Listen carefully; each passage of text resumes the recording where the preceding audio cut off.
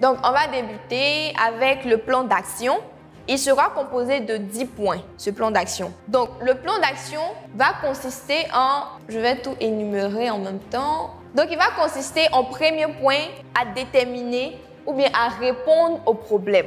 C'est-à-dire, quel est le problème auquel vous répondez? Ce que vous faites, ce que vous construisez, le service que vous voulez donner, à quel problème il répond? Déterminez ça d'abord. Parce que s'il n'y a pas de réponse derrière, c'est comme si vous travaillez dans le vide. Parce que vous ne savez pas, si vous ne savez pas le problème qu'il y a derrière, vous ne pouvez pas savoir qui aura besoin de ça. Et si je ne sais pas qui aura besoin de ça, je ne saurais pas où communiquer.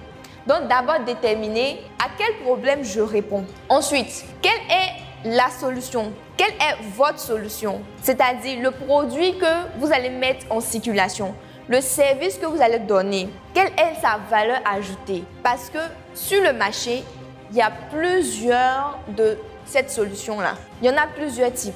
Maintenant, vous, qu'est-ce qui différencie le vôtre aux autres? Qu'est-ce qui va différencier le fait que moi, j'offre ce service-là, les autres, ils l'offrent aussi, mais moi, je l'offre d'une manière particulière. Donc, c'est ça. Quelle est votre réponse à vous, à ce problème-là? Ensuite, quels sont les principaux compétiteurs sur le marché? Donc, voilà pourquoi il est important de faire l'étude de marché d'abord avant de se lancer. L'étude de marché va consister en quoi? D'abord, connaître sa cible.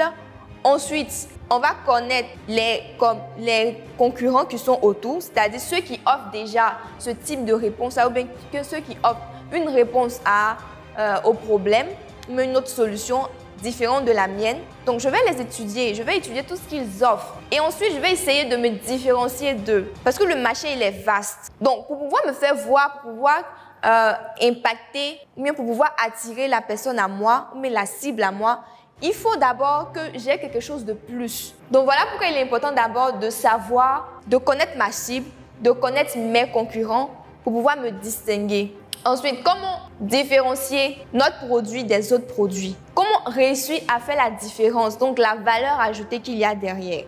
Si je connais mes concurrents, je peux savoir ce qu'ils offrent déjà et ce que je pourrais ajouter de plus pour ne pas leur ressembler. Quelle est la clientèle cible? Donc, comme je disais, l'étude du marché va vous permettre de connaître votre cible et aussi vos concurrents.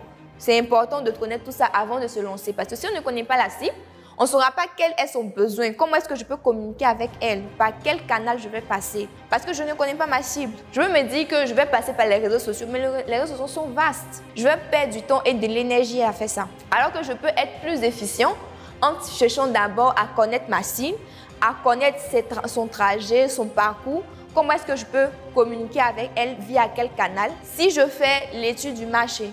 Quel territoire cibles-tu? C'est-à-dire, quelle sera ta position? Où est-ce que tu vas te positionner pour pouvoir attirer ces personnes-là? Donc, tout ça, ça fait partie de l'étude du marché. Si j'étudie bien mon marché, je pourrais tout savoir. Donc, où me positionner? Comment est-ce que je vais fournir mes produits? Donc, tout ça, c'est votre plan d'action. En petit 7, vous verrez quoi?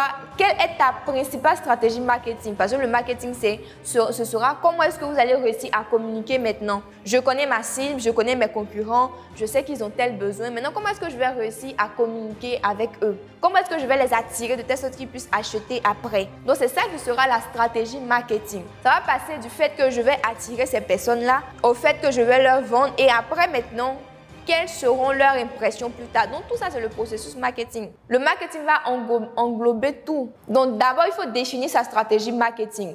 C'est-à-dire, comment est-ce que vous allez réussir à attirer ces clients-là? Est-ce que vous allez leur proposer des choses gratuites? Est-ce que vous allez leur proposer le fait de leur apporter quelque chose de nouveau en leur disant que si vous achetez un, vous aurez un gratuit. Donc, tout ça, ça peut être une stratégie pour les attirer parce qu'on ne vous connaît pas sur le marché. Vous n'êtes pas connu. Quel est le système de paiement? Après avoir déterminé tous ces cheminements-là, maintenant, comment l'argent va rentrer dans votre poche?